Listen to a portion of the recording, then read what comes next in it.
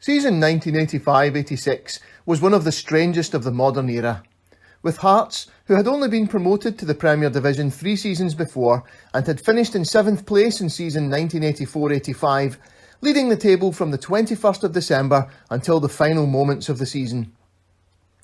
By this point, there had been no televised games for almost 3 months due to a dispute with the TV companies, and it would not return to the screens until March, contributing to the sense of unreality around Hearts' progress. Hearts had reached the top of the table partly because, with Scotland playing a World Cup play-off match in Australia on the 5th of December, clubs who had players involved were inactive for 2 weeks. It was widely expected that once Celtic, Aberdeen and Dundee United had completed their games in hand, Hearts would slip back down the table and normal service would be resumed. It didn't work out that way though, with none of them managing to put winning runs together on their return to action, while Hearts had already embarked on a long unbeaten run. An indication of how surprising Hearts' run was came on the day they defeated Celtic 1-0 at Celtic Park on the 12th of October. Celtic were top of the league, while Hearts had already lost 5 matches. It was a game totally dominated by Celtic, who failed to take any of several clear-cut chances they created, and Hearts took the points with a smash-and-grab goal by John Robertson.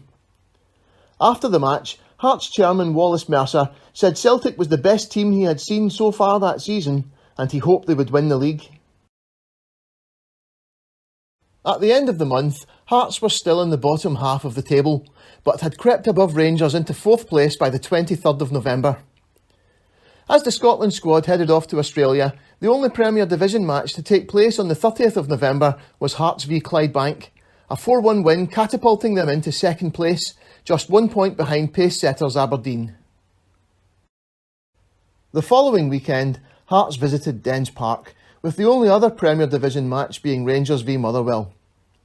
Here was a chance for Hearts, almost incredibly, to go top of the league, but they could only draw on Tayside to draw level with Aberdeen, although they remained in 2nd place on goal difference, having played 2 games more than the Dons. They finally went top on the 21st of December with a 1-0 win over St Mirren at Love Street, while Aberdeen crashed to a 2-1 defeat at Tannadice.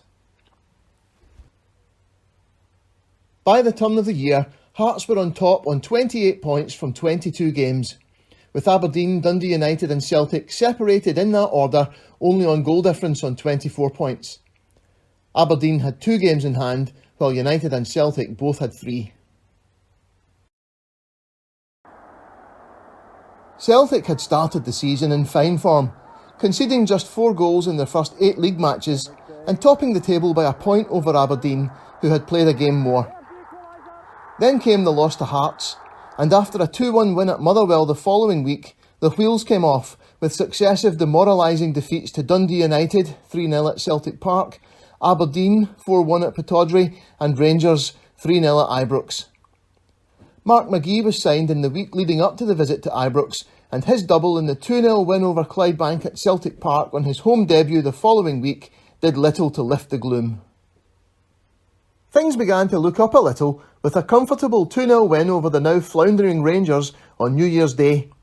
But a sense of gloom seemed to envelop the fans after a crushing 4-2 defeat at Tannadice 3 days later left Celtic trailing 6 points behind Hearts. It didn't seem likely at the time, but this was the last league match they would lose in the campaign. Draws against Aberdeen, Hibernian and St Mirren saw Celtic fail to take advantage of drop points by Hearts, and by the time Hearts visited Celtic Park again on the 22nd of February, they were still 5 points behind, having played 2 games fewer. A win seemed vital for Celtic's championship hopes, and a huge crowd, with Hearts fans filling the entire East Terracing, watched an absorbing 1-1 draw on the day 17-year-old Derek White made a hugely promising debut at left back. Celtic were in the middle of an injury crisis, with Pat Bonner, Paul McStay, Murdo MacLeod and Peter Grant all missing, as well as long-term absentee Davy Provan and his understudy Owen Archdeacon. Mo Johnston put Celtic ahead on the half-hour mark, but Hearts showed great composure under pressure to level with a breakaway goal just before half-time. The league table on the evening of the 22nd of February looked anything but encouraging for a stuttering Celtic. Only Dundee United, 4 points behind but with 3 games in hand, looked as if they had a chance of catching Hearts, who were now only 8 games away from an astonishing title win. Celtic's season seemed to be over by the beginning of March, when they lost 4-3 to Hibernian in the Scottish Cup at Easter Road, having led 1-0 and 2-1. Both teams converted late penalties before Eddie May scored a last-minute winner for the home side. It was an infuriating loss, Celtic having already gone out of the League Cup at Easter Road, losing a penalty shootout after a 4-4 draw, followed a few days later by an easy 5-0 win in the league at the same venue. They conceded another 4 goals 2 weeks later in an unforgettable 4-4 draw at a rain-lashed Ibrox, Murdo MacLeod saving a point with a late equaliser after they had led 3-1, Tommy Burns scoring the third early in the second half, despite Celtic having been reduced to 10 men by Willie McStay's ordering off before half-time. The defence was clearly a concern, and despite having conceded only 4 goals in their first 8 league matches, the game at Ibrox was the 5th time they had conceded 4 goals in a match that season.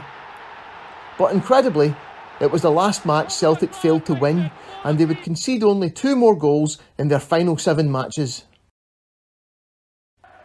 Hearts, meanwhile, marched relentlessly on, and seemed to have taken a huge stride towards the title when they visited closest challengers Dundee United on the 12th of April, a week after they had beaten them in the semi-final of the Scottish Cup to reach their first final in 10 years. Hearts put on a masterful performance at Tannadice, with Henry Smith saving everything United threw at him to win 3-0 with a brilliant display of counter-attacking football. At close of play that day, Hearts were 5 points ahead of both Dundee United and Celtic, who each had only 1 game in hand. Hearts needed 4 points from their last 3 games. The title was theirs to throw away. The following week, Hearts hosted Aberdeen in what was the first ever Scottish League match shown live on television. The day before, Dundee United had dropped out of contention with a 1-1 draw at Clydebank, leaving Celtic, who beat Hibernian 2-0 with a powerhouse performance by Roy Aitken in midfield for the second half, the only team capable of catching them. A nervous Hearts almost dropped 2 crucial points after Peter Weir scored a penalty for Aberdeen on 73 minutes, but with time running out, John Colquhoun popped up with a late equaliser to put them on 48 points with 2 games to play, with Celtic on 44 with 3 games left. The next weekend, the penultimate of the league season, Hearts, now showing signs of frailty, edged to a 1-0 win over Clydebank, the last team to beat them way back in October. With Celtic beating Dundee 2-0 to remain 4 points behind with a game to come in midweek, Hearts now knew they needed only a draw against Dundee in their final match to clinch the championship. David Hay was quoted in the Glasgow Herald on the 28th of April, "If we score 5 goals without losing any in our last 2 games and Hearts lose to Dundee, we are there. But it needs a small miracle."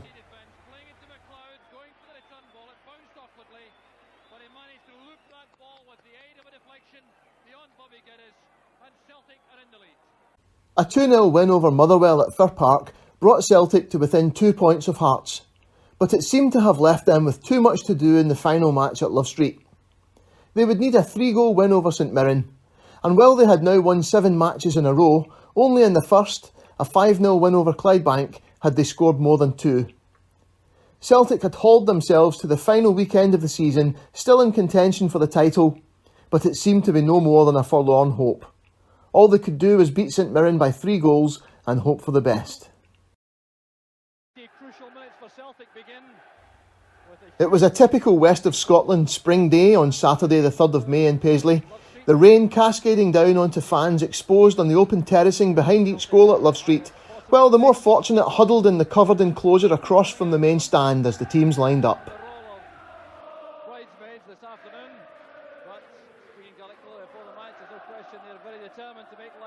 Difficult for Celtic. Doing without 2 key players. Steve Clark, the defender, is out, and the World Cup hopeful goalkeeper Campbell Money is out of the side. The replacement is Jim Stewart for Paul McGugan joining the Celtic attack. All the first half action occurred in Paisley that afternoon as Celtic ripped St Mirren apart with a devastating display. Goals from Brian McClare, Mo Johnson with 2 and Paul McStay ensuring that their target was reached with something to spare by half-time.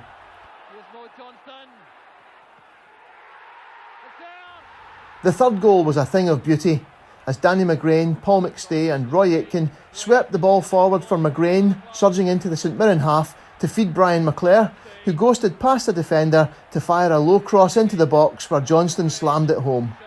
It was a goal fit to win any championship.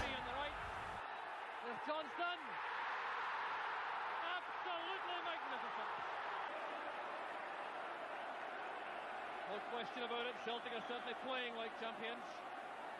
Archdeacon testing Tom Wilson. Makes his way to the byline, here's Gordon McLeod, now McStay. 4-0 to Celtic.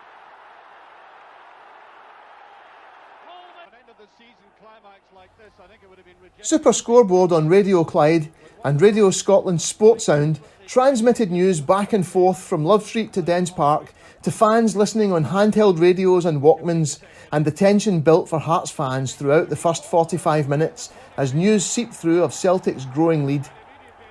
Yet still all Hearts had to do was hold their nerve. A draw would render irrelevant any number of Celtic goals in Paisley. As had been the case since they first hit top spot in December, Hearts had brought a huge army of fans with them to Dundee in anticipation of a first league title since 1960. Older fans cautioned against overconfidence. They remembered losing out to Kilmarnock on the final day on goal average 21 years before in 1965. This Hearts team had come from nowhere to stand on the verge of winning the title. But they were a team filled with quality, from 37-year-old Sandy Jardine and former Celt Roddy MacDonald at the back, future Scotland international Gary Mackay in midfield, to a potent forward line of another former Celt John Colquhoun, John Robertson and human battering ram and former Rangers player Sandy Clark up front. A typical Hearts counter-attack that season would see the ball played quickly to Clark, who would release Colquhoun or Robertson on either side of him. Colquhoun had been a right winger at Celtic and had been sold to Hearts only that summer. He had been unable to displace Davy Provan, who had now been missing for most of the season with the illness that so sadly ended his playing career. Hearts had moved Colquhoun inside, where he had blossomed, and together with Robertson provided pace, guile and finishing ability to complement Clark's more industrial groundwork. This Hearts team were solid at the back and devastating on the counter-attack, so their lack of goals in the first half was not an undue concern for their fans or management, but nagging doubts were beginning to be felt. Almost inevitably, Celtic fans scanned the Dundee team sheet in search of the sympathies of their players, looking for any indication of how they would approach their day's work. Tosh McKinlay, who would later play for both Hearts and Celtic, was known to be a Celtic fan, and Jim Duffy had started his career at the club, while John Brown was known to be a Rangers fan. But perhaps the biggest Celtic fan of all was on the bench. On the south side of Glasgow, a roar erupted at Ibrox as news of Kidd's goal spread like wildfire amongst the fans, only to subside into nothingness as the realisation struck that it was Dundee's Albert who had scored and not Hearts captain Walter. Back in Dundee, Albert Kidd wasn't finished yet. Picking up the ball on the halfway line, he skipped away from a challenge and made his way menacingly from the right flank towards the penalty box.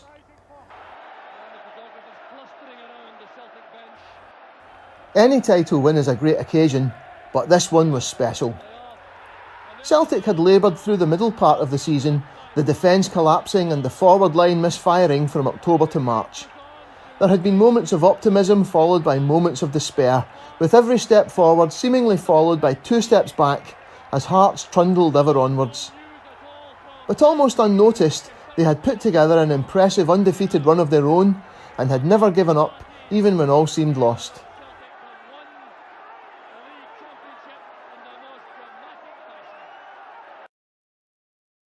If this day belonged to anyone, it was to David Hay. Still only a young manager, he had been thrown in at the deep end in the summer of 1983, tasked with picking up the pieces of a club shattered by the departures of Billy McNeill and Charlie Nicholas, but never anywhere near sufficiently backed by a penny-pinching board. 3 years into the job, of the 13 players stripped for action at Love Street, only 2, Maurice Johnston and Mark McGee, had been signed by Hay from other clubs. Despite 8 years having passed since the great man left the club, there were still 4 players in the starting 11, Pat Bonner, Danny McGrain, Roy Aitken and Tommy Burns, who had been signed by Jock Stein. 3 seasons had passed since Celtic's last title win, and Hay had struggled against a great Aberdeen side under Alex Ferguson and an almost as great Dundee United side under Jim McLean. He was under intolerable pressure after finishing second, well behind Aberdeen in the previous 2 seasons, and having finally overcome that formidable challenge from the North East, had faced a new threat from the unlikeliest of sources in Hearts. Hay's Celtic never played better than they did in the calendar year of 1986. But that summer, Rangers had brought in Graham Souness as player manager and had broken the bank to sign a succession of England internationalists, embarking on a process of buying with borrowed money championship after championship for the next decade and a half. It was David Hay's bad luck to come up against this, while the board continued to refuse him the transfer funds needed to combat the renewed threat from Celtic's then oldest rivals.